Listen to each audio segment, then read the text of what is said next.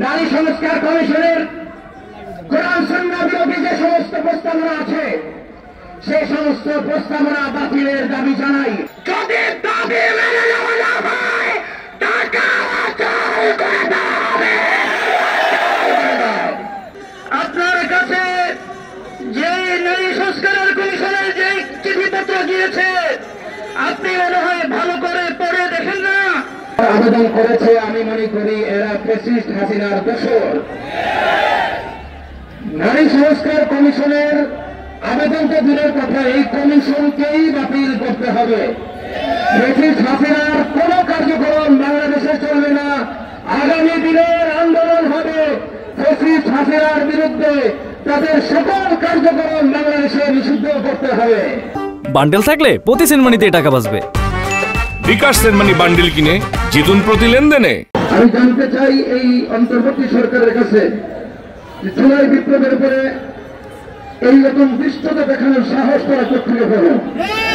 আমরা পরিষ্কার দেখতেহীন ভাষায় বলতে চাই যে সংস্কার প্রস্তাবনা সত্য ক্যান্সেল করবেনি। সেই সমস্ত নারীরা এই কমিশনের কাছে সংস্কার প্রস্তাব পেশ করেছে তাদেরকে বহিষ্কার করতে হবে।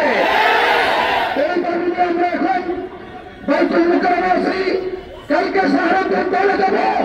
প্রয়োজন আমরা জনগণ পর্যন্ত প্রস্তুত আছি। সর্বশেষ কথা, ভারতের মোদী সরকার যেই গণহত্যা মুসলমানদের উপর ধারাবাহিক চালিয়ে যাচ্ছে, সরকারকে বলবে রাষ্ট্রীয়ভাবে তার প্রতিবাদ করুন। আমি আপনাদেরকে জিজ্ঞাসা করি, হিন্দের যদি ডাক আসে আমরা কি অত্যন্ত প্রস্তুত আছেন? বাংলাদেশের জনগণ এই নারী নীতিমালা নারী সংস্কার কমিশনের প্রস্তাবিত যে সমস্ত প্রস্তাবনা এসেছে এর বিরুদ্ধে 2011 সালে জনরায় জানিয়ে দিয়েছিল।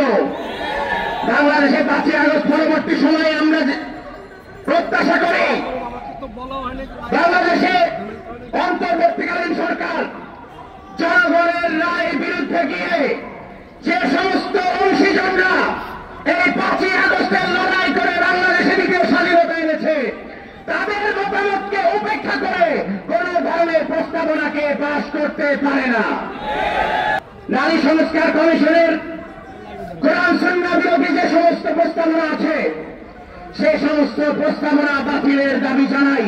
পাশাপাশি বিগত 16 বছর হেফাজতে ইসলাম বাংলাদেশের যে সমস্ত নেতা কর্মীদের উপর মিথ্যা মামলা সহ যত প্রকার জেল জুলুম নির্যাতন হয়েছে সকল জেল জুলুম নির্যাতন এবং মিথ্যা মামলা প্রত্যাহারের জন্য সরকারকে অবিলম্বে এই বিষয়ে উদ্যোগ গ্রহণের আবেদন জানাই।